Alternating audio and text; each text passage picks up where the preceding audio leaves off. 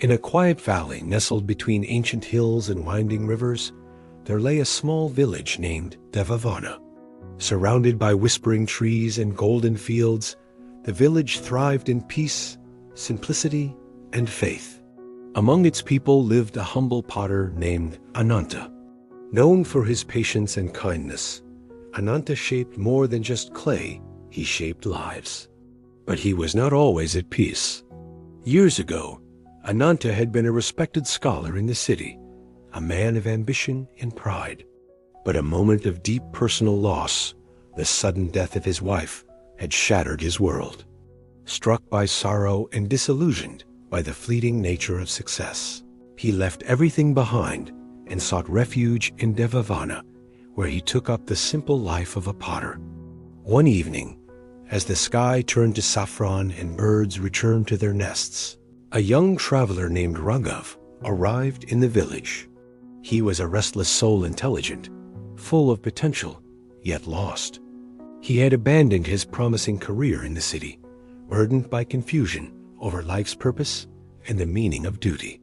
He sat by Ananta's workshop, watching the old man calmly mold clay with rhythmic grace. Raghav finally asked, "Baba, how do you live like this?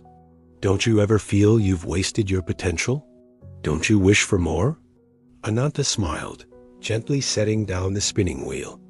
"Come, walk with me," he said. They strolled toward the river that mirrored the evening sky. The water flowed steadily, without concern for where it began or where it would end. Ananta pointed to it. "Look at the river. It moves without asking who it is serving. It flows because that is its nature. It nourishes all without expectation. That, my child, is karma yoga action performed without attachment to outcome." Raghav frowned. "But how can you act without caring for the result? Don't results define our worth?" Ananta sat beneath an old banyan tree. "Let me tell you a story from my past," he began.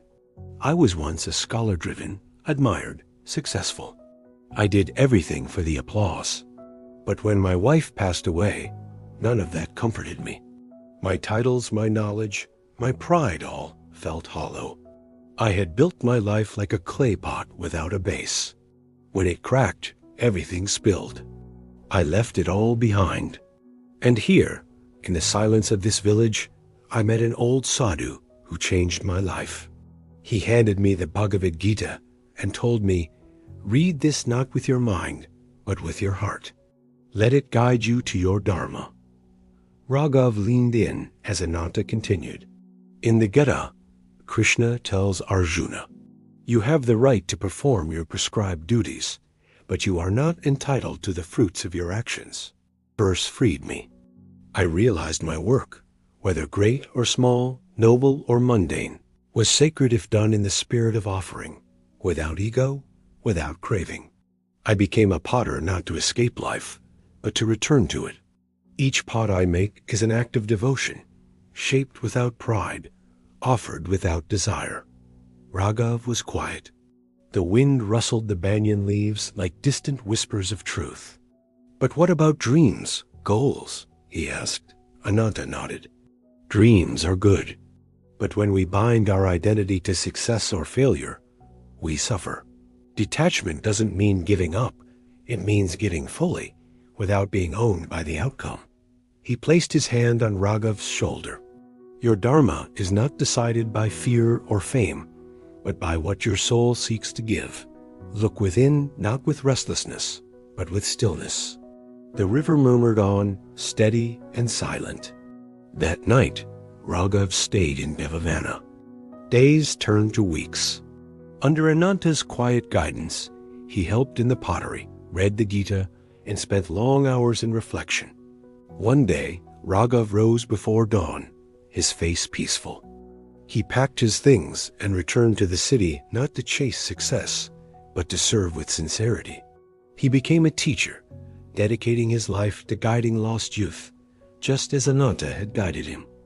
Years later, when people asked what changed his life, Raghav would smile and say, "A potter, a river, and the words of Krishna. Act with devotion, not desire. Offer your work as worship, and peace shall follow. The Bhagavad Gita teaches us that the path to inner freedom lies not in renouncing the world, but in renouncing our attachment results. When we serve with love, live with purpose, and detach from outcomes, we discover the eternal self beyond pleasure and pain.